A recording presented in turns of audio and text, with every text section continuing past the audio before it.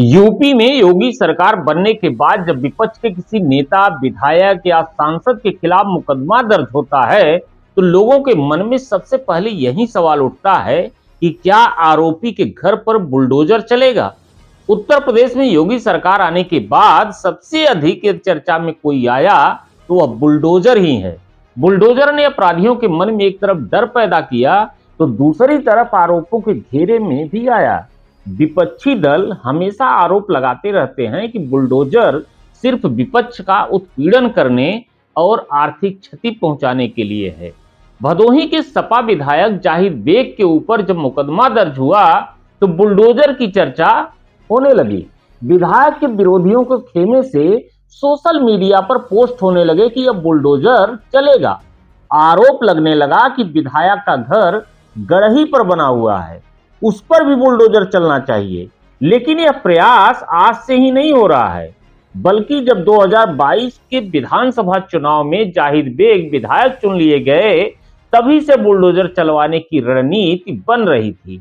बस इंतजार था सही मौके का, और विधायक के विरोधियों को यह मौका तब मिला जब किसी कारणवश विधायक के आवास पर काम करने वाली नौकरानी ने आत्महत्या कर ली। क्या सपा विधायक जाहिद बेग के घर पर बुलडोजर चलेगा? क्या उनका घर गिराया जाएगा? भदोही के जिलाधिकारी क्या रणनीति बना रहे हैं? हम इन खबरों और समाज में हो रही चर्चाओं की समीक्षा भी आज करेंगे, लेकिन उससे पहले आप यह वीडियो देखिए कि जिलाधिकारी विशाल सिंह से जब मीडिया के लोगों ने इस बारे में सवाल किया तो उन्होंने क्या जवाब दिया। इस विषय में जानकारी एक हफ्ते पहले हमें भी आई थी, मीडिया के ही माध्यम से आई थी कि ऐसा प्रकरण है। जो एसडीएम भदोही हैं उनको इस विषय में आदेश किया गया था कि वो प्रकरण की जांच करें, और इनके द्वारा जो जांच की गई प्रारंभिक रूप से 1320 फसली में, वो चूंकि नॉन जेडे का एरिया है, वहाँ जमींदारी एबोलिशन अभी लागू नहीं हुआ है, वहाँ 1320 फसली में उस स्थान पर वाकई तालाब दर्ज है, लेकिन वो किसी प्राइवेट व्यक्ति के नाम से तालाब था, जिस स्थान पर आज के दिन में वो निर्माण हुआ है। इस विषय में जांच की जा रही है और एसडीएम भदोही द्वारा अवगत कराया गया है। अब तक जो जांच हुई है उसमें पत्रावली प्राप्त करके पुरानी, उसमें विधायक जी के पक्ष की तरफ से आपत्ति लगाने के लिए पत्रावली डेट में थी, उनके वकील आपत्ति लगाएंगे और शीघ्र ही उसमें नाम काटते हुए उस स्थान से, और जो अगली प्रक्रिया है धारा 67 की, उसके अंतर्गत उनको बेदखल किया जाएगा और बेदखल करने के बाद उस मकान को हटाया जाएगा। यही प्रक्रिया है।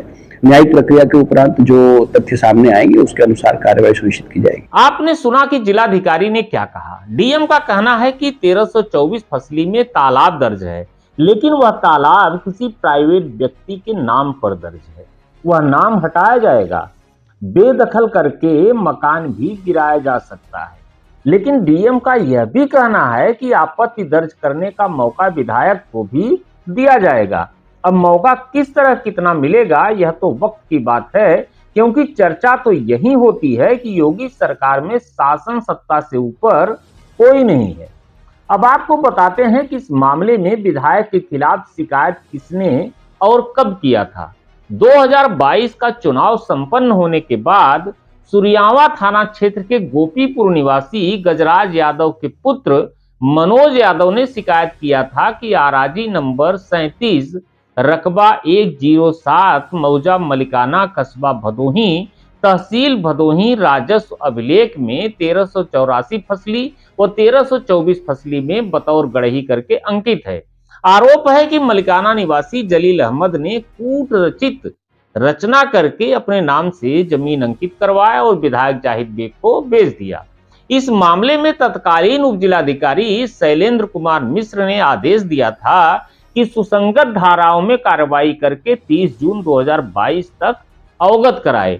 यानी यह प्रकरण 2022 से ही प्रचलित है, लेकिन आज तक कोई कार्रवाई नहीं हुई, जबकि एसडीएम ने आदेश भी दिया था। अब नौकरानी द्वारा आत्महत्या करने के बाद यही कागज कई दिनों से सोशल मीडिया पर लगातार दौड़ लगा रहा है, जिसमें डीएम भदोही का बयान भी आ गया। यदि डीएम ने इस प्रकरण में बयान दिया है तो निश्चित तौर पर अंदर खाने में कोई न कोई रणनीति अवश्य ही बन रही होगी। खैर, यह प्रशासनिक मामला है, जिसके ऊपर सत्ता की निगाहें टेढ़ी हो जाती हैं, उसके खिलाफ कुछ भी हो सकता है। जिसकी लाठी उसी की भैंस वाली कहावत भी बहुत पुरानी है। लेकिन हम बात करेंगे इसी मामले से जुड़े कुछ और मुद्दे की। शिकायत में कहा गया है कि कूट रचित करके तालाब की जमीन को बेचा और खरीदा गया। लेकिन यह कूट रचना करने वाले कौन हैं? सिर्फ जमीन का विक्रेता और क्रेता ही? क्या बिना राजस्व विभाग के मिली भगत के राजस्व के कागजों में हेरफेर हो सकता है? यदि नहीं, तो फिर इस हेरफेर में शामिल उन राजस्व कर्मियों पर भी कार्रवाई होगी या नहीं? यह सवाल भी उठता है। दूसरा सवाल विधायक के खिलाफ राजनीतिक साजिश का है। 2022 में शिकायती पत्र देने वाला मनोज यादव न उस मोहल्ले का रहने वाला है और न ही भदोही नगर का, वह सुरियावा क्षेत्र का निवासी है। फिर उसको इतनी सटीक जानकारी कैसे हुई और उसने शिकायत कर दी? क्या भदोही विधायक के खिलाफ साजिश रचने में किसी और का हाथ था, जो पर्दे के पीछे से खेल खेल रहा था? लेकिन तब गेम कारगर नहीं हो पाया, जिसे मौका मिलने पर अब खेला जा रहा है। एक और भी सबसे महत्वपूर्ण बात है, भदोही नगर में कई ऐसे तालाब हैं जिनके कागजों में हेर फेर करके किसी न किसी ने कब्जा कर लिया है, उस पर घर बना लिए गए। कई बड़े बड़े तालाबों को पाट कर कंपनियां खड़ी कर ली गई हैं, बड़े बड़े घर बना लिए गए हैं। तालाबों पर हुए कब्जे को लेकर सामाजिक कार्यकर्ता सत्यप्रकाश बिंद कई वर्षों से लड़ाई लड़ रहे हैं। हजारों रुपए शिकायती कागजों पर फूंक दिए, लेकिन आज तक कोई सुनवाई नहीं हुई। शायद कागजों के वजन पर कब्जा करने वाले लोगों के नोटों का वजन अधिक भारी पड़ गया। यदि वास्तव में प्रशासन न्यायप्रिय हो जाए और जनहित में काम करने लगे तो कई मकान गिराने पड़ेंगे, कई बड़ी बड़ी कंपनियां जमींदोज हो जाएंगी, साथ ही उन राजस्व कर्मियों के चरित्र भी सामने आ जाएंगे जिनकी मिलीभगत से तालाब की जमीनों पर आलीशान महल खड़े कर लिए गए। लेकिन ऐसा होगा नहीं, क्योंकि सत्ता के अधीन काम करने वाले अधिकारियों को वही करना है जो सत्ता चलाने वाले लोग बोलते हैं। नगर से लेकर गांव तक ग्राम समाज की जमीनों पर कब्जे हुए हैं और हो भी रहे हैं। कितने तालाब पाट दिए गए, दूसरों की जमीनों पर कब्जे कर लिए गए। फरियादी अपनी ही जमीन के लिए हर तहसील दिवस, हर थाना दिवस पर अपनी एड़ियां रगड़ रगड़ के हार मान लेता है, लेकिन परिणाम वहीं ढाक के तीन पात होते हैं। फिलहाल राजनीति के दुष्चक्र में जाहिद जमाल बेग और उनका परिवार फंस चुका है। सपा मुखिया अखिलेश यादव बोल रहे हैं कि जाहिद बेग को मुसलमान होने और सपा विधायक होने के नाते फंसाया गया है। यूपी सीएम योगी आदित्यनाथ ने जाहिद बेग के ऊपर हुए मुकदमे को सपा का चरित्र बता ही दिया है। ऐसे में विधायक जाहिद बेग के घर पर सत्ता का बुलडोजर चल जाए तो कोई बड़ी बात नहीं होगी। आज के लिए बस इतना ही। आप देखते रहिए ह्यूमन टुडे। धन्यवाद, नमस्कार।